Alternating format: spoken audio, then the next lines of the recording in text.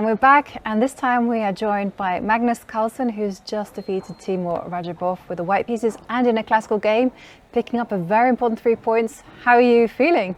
I'm very, very happy. It's very rare that you follow a plan from move 1 and it just works perfectly. So I took a pawn and defended it in a very, very ugly way, and that pass pawn won me the game. So I'm very happy with that. Let's visit some of the details. He started taking a lot of time, I think around move 14, 15. And after knight ec5, you said you were optimistic, no, in the confessional? Yeah, it was surprising. So when you've prepared a bit, then surprises are generally welcome. I mean, it could have been that this move wasn't a file, but it wasn't one of the main lines for sure. Anyway, I think it's probably well within, the reach of a draw still. But with each move that you cannot force the draw, it becomes a bit difficult. I think I found a good plan with takes and bishop e3. The idea was after bishop f6 to go knight c3. And here I was considering some strange lines like queen d7 or something, but now knight db5 I think is okay. And if knight b3, there's queen d1. It could be that rook d1 works as well. The only thing I should avoid is rook d1. Rook d1, not here, instead of knight db5. The only thing I should avoid is rook takes on d4, rook d4, then queen b7. I cannot avoid the forks, but I think I can take with the bishop on d4, and then after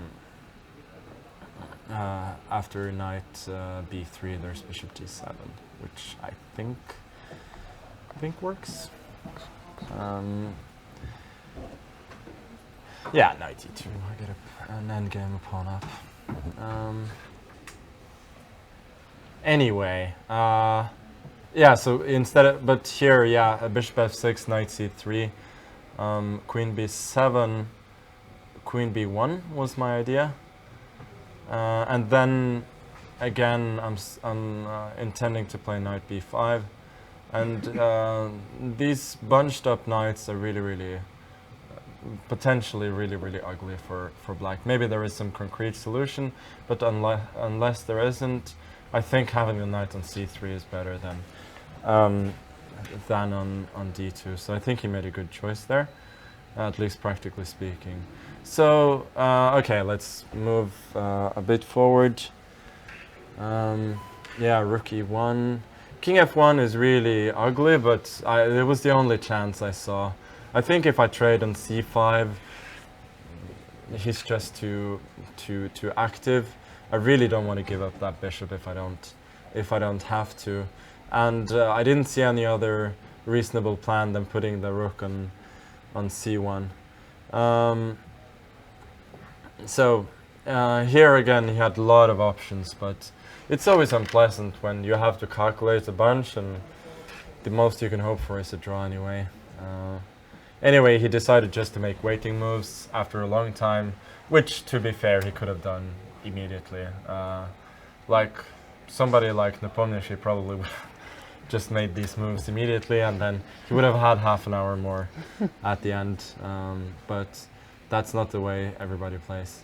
Does it influence your decisions when your opponent is that low on time, or you try to ignore it? A little bit, but I don't think it did in this game. No. Anyway, knight e4.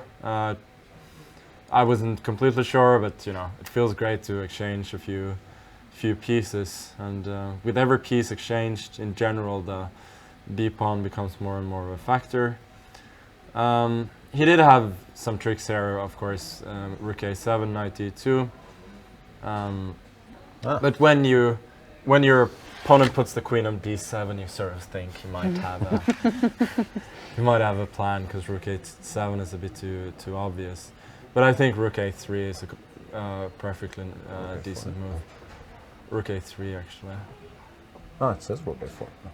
Oh, no. Sorry, that was after queen c6. Queen c6, then still rook a7, bishop c5 was an idea. Sorry. But I think there rook a3 instead of rook a7 was okay. And I don't think he has any tricks. So I think he did okay. With rook a4, knight d5, takes, and king g2. We were debating queen d3. Did you consider that? Yeah, I thought about it, but no, I don't know. What's the so maybe if he takes and then rook b8. Maxime said rook b8 and he didn't think it was anything special. Yeah, computer is very happy here. Maxime said it, but yeah. But I go d4. His knight is kind of stuck. Yeah. Oh. Okay, maybe I missed something there. Yeah, that could be.